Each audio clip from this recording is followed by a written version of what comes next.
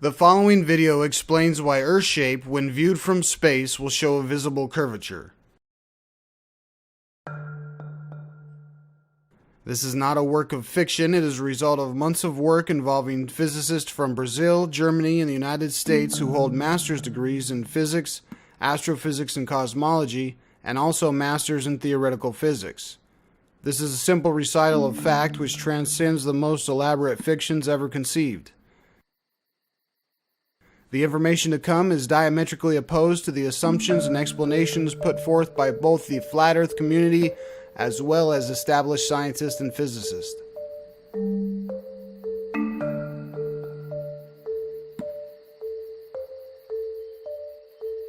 Although the majority will be pleased to label us crackpots, flatheads, idiots, and fools, it was the fool who threw black dirt into an open wood fire and through such foolishness established the value and purpose of coal. Socrates, the ancient and profound philosopher, was considered mad by the majority of his time. We may read about the strangeness of Robert Fulton, who harbored an insane idea of harnessing steam for the propulsion of boats, or Benjamin Franklin's insane tampering with the elements by catching lightning with his stupid key in a kite. The eccentricity of Thomas Edison is recalled with his particular insane notion of holding powerful electricity in a fragile glass bulb. Alexander Graham Bell's plodding perseverance provided our telephone, and the madness of Samuel Morse, who was guilty of the wild claim that messages can be sent throughout the world without the sound of a voice. The entry is hardly dry on history's page recording the Wright's folly. Such a term described the majority's opinion of Orville and Wilbur Wright. Yet while the normal majority ridiculed the new enterprise beyond their understanding, the Wright brothers threw tradition's restrictions to the winds and navigated the first crewed airplane over Kitty Hawk. The new and unknown is always fearful to the majority. The fears attending to normal pursuits within an established social pattern may be dispelled by one means or another, but the fear of that which is new and unknown, and which is beyond the conditions of the ordered pattern, must disturb the conforming majority. Human nature demands that beliefs acquired must be cherished and protected, be they ever so incomplete and faulty. My truth is the truth, so say we all. Thus, like a porcupine projecting its quills and sensing possible danger, the majority become automized to throw against the new and unknown the oral quills of skepticism, cynicism, and ridicule, without even hearing the value inherent in the new. They fear that the new might encroach upon or upset cherished beliefs. But the fearless experimenters and pure scientists, the crackpots, visionaries, dreamers, and madmen, with their indomitable spirits who build civilization, are nourished by a creative nectar too potent for the normal majority consumption.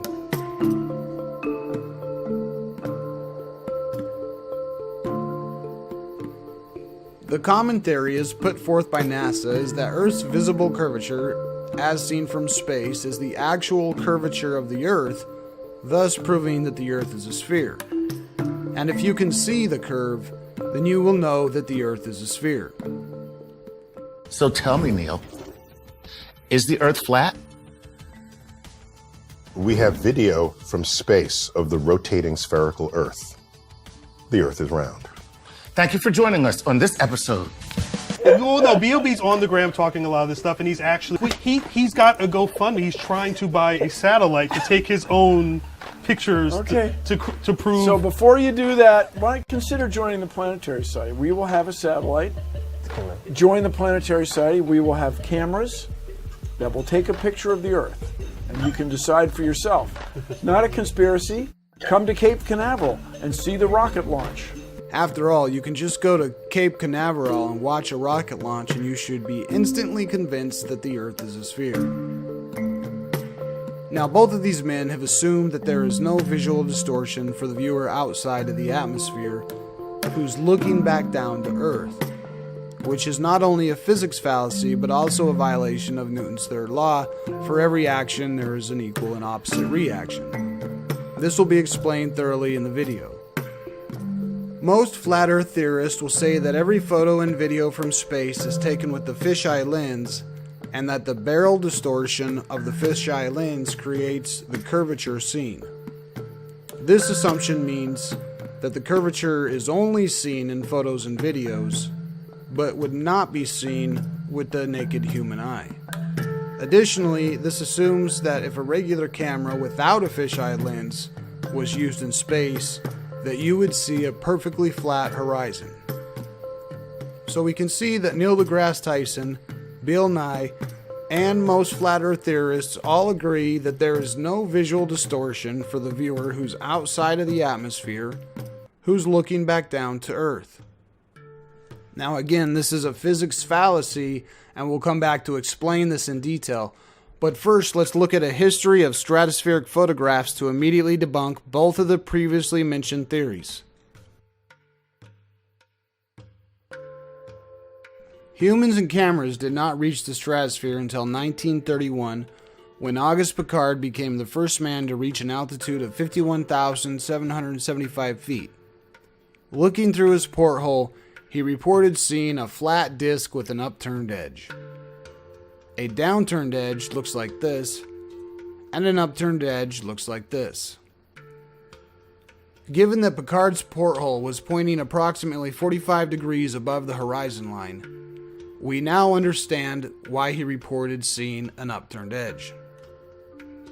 Now we know why we find Piccard studying the physics of light traveling through a prism after his historic balloon journey, and in this video we'll also perform experiments with prisms.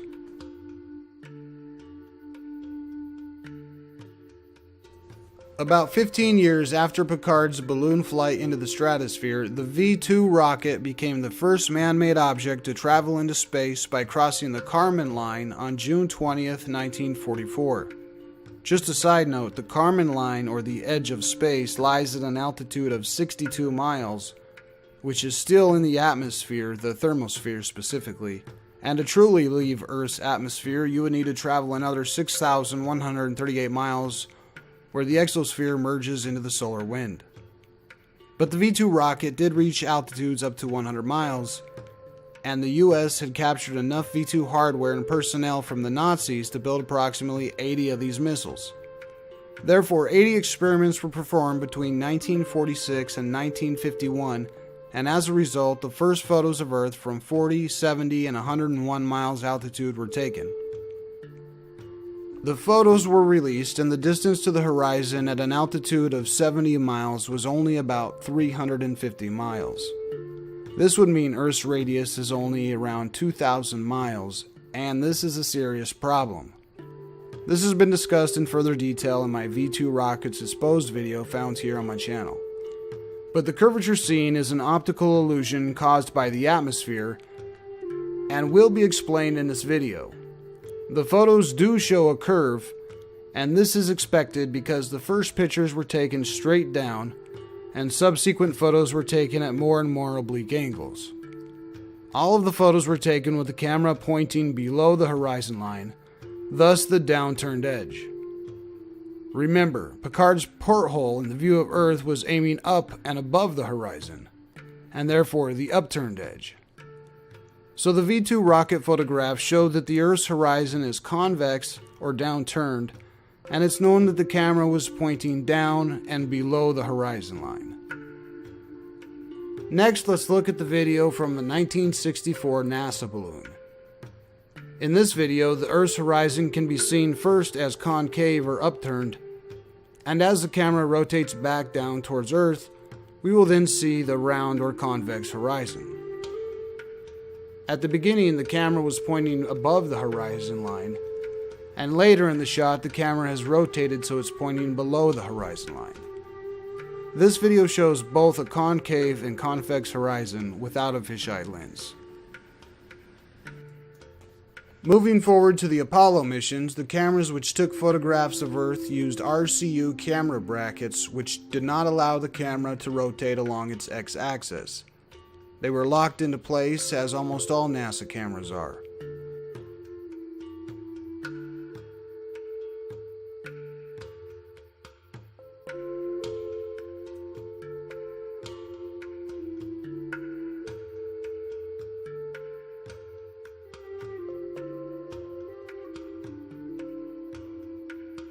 The same can be said for the NASA STS missions, but the Earth shown in those videos is hardly believable.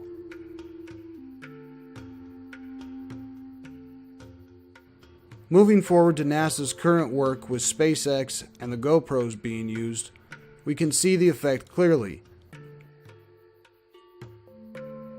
Earth's horizon will begin with an upturned edge, then it will be flat, then it will have a downturned edge. And once again it will go flat, and now an upturned edge. This is also seen in the Red Bull Stratos skydive from space. Let's see what I can see. Sometimes it has to be up really high. When Felix jumps out of his capsule, the horizon is concave, then it goes flat, and then convex. Although this will be commonly blamed as barrel distortion caused by the GoPro, we'll prove that to be false. Let's look at the U-2 spy plane video, in which we can see that a non-fisheye camera is being used. And we can measure a perfectly flat artificial horizon line inside of the cockpit. If a fisheye lens or a GoPro was being used, this line would be curved. There is no fisheye lens barrel distortion in this video. When the camera is pointing above the horizon line, Earth will take a concave shape with an upturned edge. When the camera is pointing below the horizon line, Earth will take a convex shape with a downturned edge. And when the camera's X rotation is at 0 degrees and perfectly aligned with the horizon, Earth's horizon will be perfectly flat. We can confirm in this video from flat Earth theorist Rob Skiba in his high altitude balloon launches, which have both a standard and a fisheye camera on board. Although the cameras do not aim above the horizon, we can see the curvature of Earth increases as the camera points downward, even on the non-fisheye lens. This convex to flat to concave transition of Earth's horizon can be found everywhere from NASA to SpaceX, an iPad case company, GoPro cameras, independent parties, flat Earth theorists, and basically anyone who has taken a camera above 100,000 feet. Now let's explain the science and physics behind the visual distortion, which is a function of the lens and caused by light refraction in the atmosphere. First, it's important to study how human and camera lenses produce their image. Let's peer into the workings of the eye. The reflected light of the world enters through the crystal transparency of the cornea, aqueous humor, lens, and vitreous humor to project onto the photoreceptors of the retina, whose impulses converge on the optic nerve and are sent to the brain to be transfigured into an image. Continual adjustments to the pupil and lenses regulate the entry and focusing of light. Here are a few observations to consider concerning the human eyeball. The human eyeball is a light-reading device that can only form an image if light can reach and enter the pupil. The human eyeball is a sphere and the pupil is a perfect circle. Light waves entering the cornea may only enter with the shape of a circle.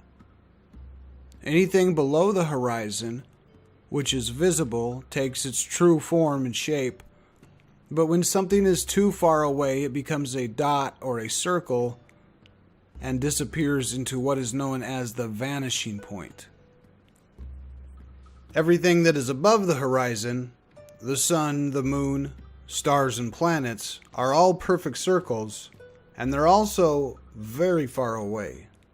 In fact, if they were on the surface of the Earth, they would be so far away that they would have disappeared into a circle known as the vanishing point. Are you positive that you're seeing the true nature of the celestial objects in the sky? Or is there some illusion from your fallacious light-reading eyeball?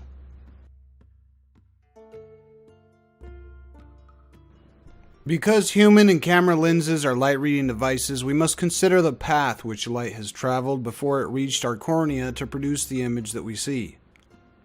The refraction of light can create many different interesting optical illusions. Suppose we change the shape of the lens. Let's now return to our original shape. Suppose we change the location of the objects.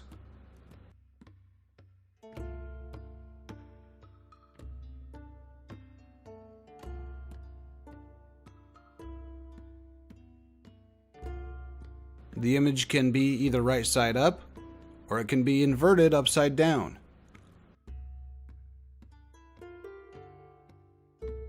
A beam of light is composed of particles called photons. Photons are very different from the particles that matter is made out of. The image which you can see is developed from light photons, and it is not an exact translation of the physical matter around you. The speed of light through a vacuum is the same for all observers. But light slows down when it tries to pass through certain materials such as glass, water, and air. The velocity of light decreases with increased density of the material it's traveling through. When a wave enters or exits a material at an angle, the left side and the right side of the wave will cross the boundary at different times. The greater the angle, the greater the difference in time when the left side and the right side of the wave will change their speed. This causes the wave as a whole to change direction both when it enters and when it exits the material. This can be observed with the prism. Light traveling straight through the prism will continue in a straight line. If light enters the prism at an angle, the light will bend.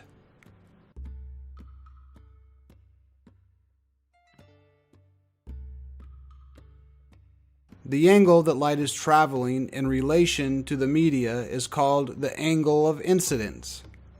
The greater the angle, the greater the bend. The refractive index of a medium is a number to specify how fast light will travel through it. For example, the refractive index of water is 1.333, meaning that light travels 1.333 times faster in a vacuum than in water. When light waves enter a medium such as water, prism, or air, it will bend. The refractive index determines how much the path of light is bent when entering the material. The greater the refractive index, the greater the bend. So there are two factors which influence how much light will bend when traveling through a transparent media: the angle of incidence and also the refractive index of the media. The total amount that light bends is called the angle of refraction. The atmosphere and air also refract light, just like water and a prism and a glass does. Light waves do not travel at the speed of light within the atmosphere, but light's velocity is continuously getting slower as light travels towards Earth through air which is continuously becoming more and more dense. A visualization of atmospheric pressure will help demonstrate this, as we know that air closer to Earth's surface is more dense than the air at the top of the atmosphere. So air high in the atmosphere, perhaps up in the exosphere, has a refractive index close to 1. But air near the surface of Earth has a much greater refractive index. This continuously changing refractive index causes light waves to follow a continuously curving path, as we know that light follows a curved path in a medium in which the refractive index changes. This is a study of the physics of the air and atmospheric refraction, which consists of three phenomena: astronomical refraction, terrestrial refraction, and a third and yet unaccounted for, horizontal refraction. Let's look at each one in detail.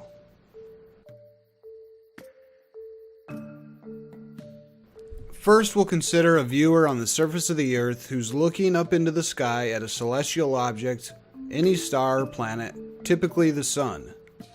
Because light must pass through the atmosphere and is continuously bent, astronomical objects appear higher in the sky than they are in reality. This is called astronomical refraction.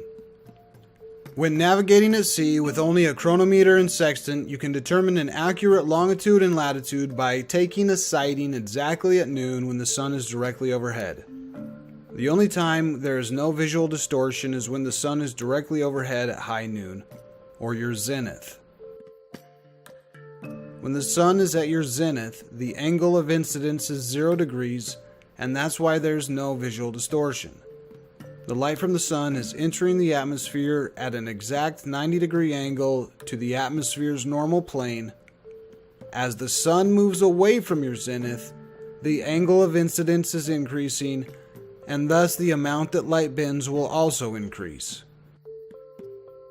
You can replicate the effect of astronomical refraction by looking at a specific marker on the ceiling and view the same marker by looking through the bottom of a prism.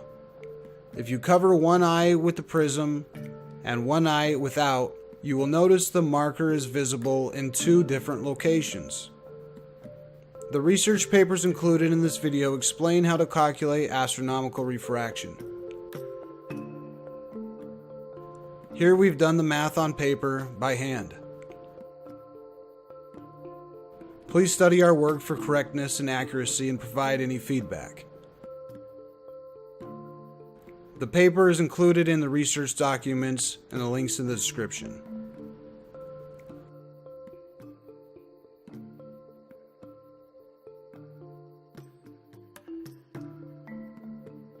Next, we'll consider a viewer on the surface of the Earth who's looking into the distance at a terrestrial object, such as mountains in the distance or the visible horizon line. Another good example of this is when you're looking at a ship at sea and it's disappearing into the distance. The curving of light rays is not confined to those that come from some celestial object, but also applies to those that pass between any 2 points within the atmosphere. This phenomenon, known as terrestrial refraction, causes all objects on Earth or in the atmosphere to appear to be at greater altitudes than they actually are. Even initially, horizontal rays normally curve down towards the surface of the Earth so that objects at the observer's own level, as well as those above or below it, appear elevated. To understand this phenomena, consider a light wave normal to the surface of the Earth and consequently moving horizontally. If now the density of air decreases with increased elevation, as it nearly always does, the upper portion of the wavefront will bend down towards the Earth faster than the lower, and the path will be bent down towards the Earth along a curve whose radius depends upon the rate of this density decrease.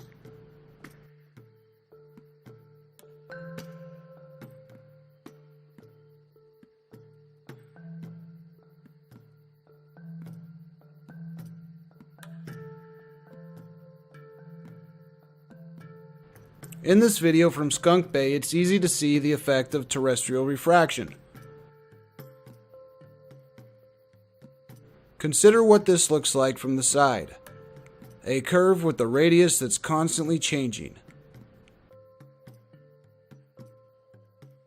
Notice how terrestrial refraction is responsible for a visible curvature on the horizon line, regardless if the Earth is a sphere or flat.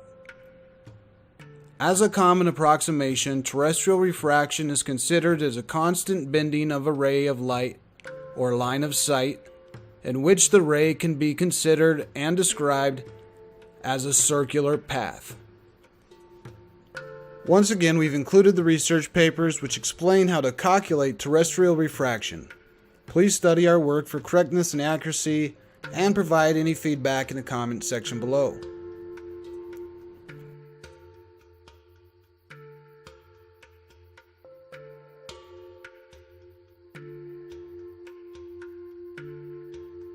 Let's now consider Newton's third law.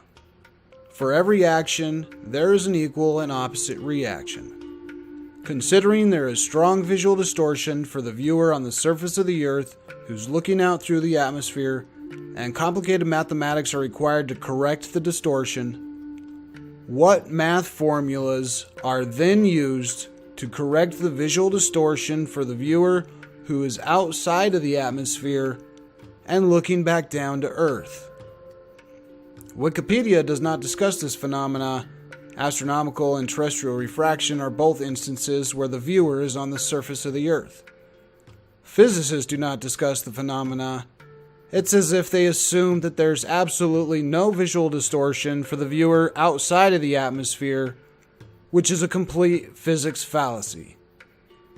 Now, every time you've heard someone say, "The Earth is a sphere, haven't you seen pictures from space or from the ISS?"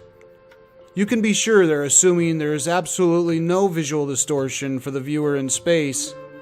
They certainly have never considered that mathematical formula must be applied to fix the distortion in the image they're referring to. So I'll ask you, the viewer, a question. Given astronomical and terrestrial refraction, what is the mathematical formula to correct visual distortion for the viewer who is outside of the atmosphere and looking back down to Earth? What effect does this have on the horizon line? If you have a serious answer, please comment below. Our research has led to a single truth. The horizon of Earth, when viewed from space, will suffer from visual distortion. The actual horizon and the apparent or visible horizon are not the same. Mathematical formula must be used to correct the distortion caused by the atmosphere so we know the true shape of the horizon line. Remember, there are two factors which influence how much light will bend when traveling through a transparent media. 1, the angle of incidence, and 2, the refractive index of the media. What is the angle of incidence for the viewer in space looking down to Earth? Their zenith, or high noon, the point where there is no visual distortion, exists directly in front of them. As you deviate away from this point, the angle of incidence is increasing.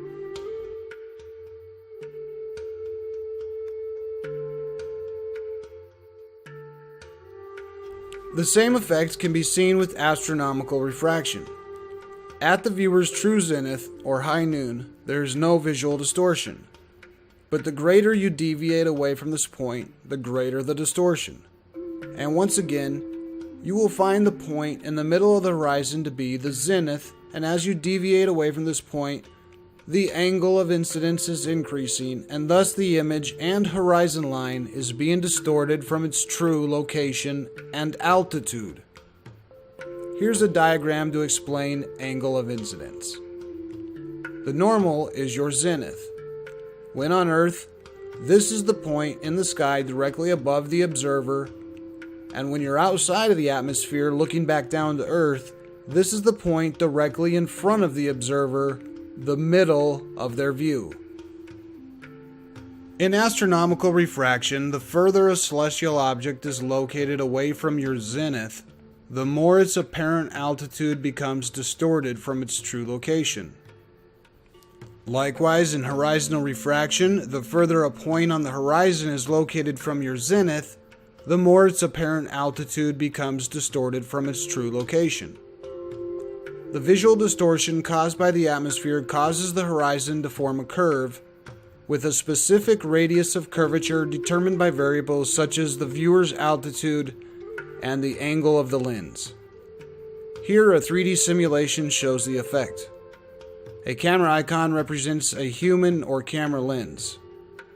The math used for this simulation is included in the documents and is derived directly from the known data concerning atmospheric refraction. The higher up you are in the atmosphere, light must travel through more layers of atmosphere to reach your lens, and thus it will be refracted at a greater amount. This explains why altitude affects the horizon's apparent curvature. You can replicate the effect of horizontal refraction by looking at a perfectly flat line through a prism. I know this line on my ceiling is perfectly flat. However, when viewed through a prism, it takes the same exact shape as Earth from space. Why? Again, it's angle of incidence. The light traveling through the prism directly in front of me is not distorted. It travels through in a straight line. But when a wave enters the prism at an angle, to the left or the right side, the wave will cross the boundary of the prism at different times. The greater the angle, the greater the difference in time when the left and the right side of the wave will change their speed. This causes the wave as a whole to change direction both when it enters the prism and when it exits. The further away you are from your zenith, the more the light is bent and the more the apparent altitude of the ceiling is distorted.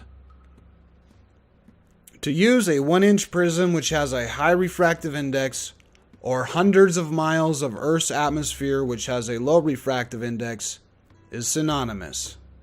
In both cases, the same exact visual distortion will be seen due to light, refraction, and angle of incidence. The other major factor which affects the visible curvature is the angle of the lens in relation to the horizon line being viewed. Depending on the angle of the lens's x-axis, the horizon may be seen as concave, flat, or convex.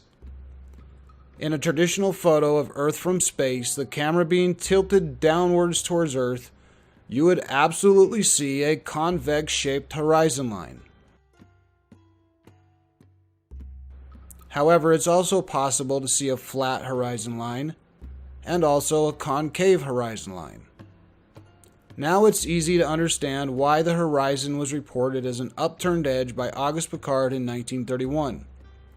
It's clear why Felix seen a concave, flat, and convex horizon even without a GoPro's barrel distortion. I wish to see what I can see. It also clarifies why the U-2 spy plane video at 80,000 feet witnessed a concave, flat, and convex horizon using a camera which has absolutely no barrel distortion and is rendering the image as the human eye would see it. So to the aviator who has been to 80,000 or 100,000 feet and says, "I've seen the curve," I absolutely believe you.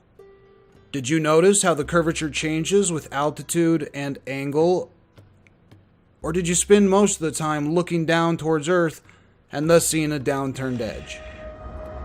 And from this height, 67,500 feet,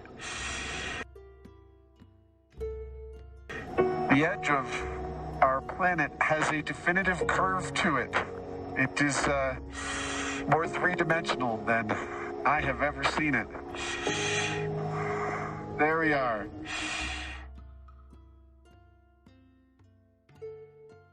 Did you subconsciously ignore the optical illusion you were seeing, which is caused by light bending, and just accept it at face value? The Earth is a sphere, because you went up and seen it? I doubt these questions have been seriously contemplated, even by NASA personnel.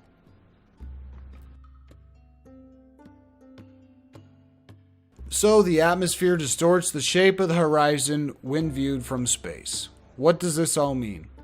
Well, the interesting part of this research project is that it unanimously confirms that when the camera's x-rotation is at 0 degrees and thus is normal to the horizon of Earth, the horizon appears to make a perfectly flat line. This can be observed in the included videos, which includes both GoPro cameras and also cameras with flat lenses and no barrel distortion. In summary, our research proves that visual distortion will be experienced for the human or camera lens outside of the atmosphere. When studying atmospheric refraction, you should not only consider astronomical and terrestrial refraction, but also the third and unaccounted for scenario, horizontal refraction, for when the viewer is outside of the atmosphere and looking back down to Earth's horizon. Our theory postulates that Earth's surface is perfectly flat and that the curvature seen from space is due to horizontal refraction. Likewise, when a viewer is on the surface of the Earth, the curvature is seen due to terrestrial refraction. And what about the movements of the stars and planets? Are they really moving, or is it just another optical illusion caused by the movements of light waves from a single light source? Given that light must travel on a circular path in order to reach your spherical eyeball, only to enter through a circular-shaped pupil, it's not surprising to see a plethora of circular-shaped objects that we assume are spheres in the sky above us.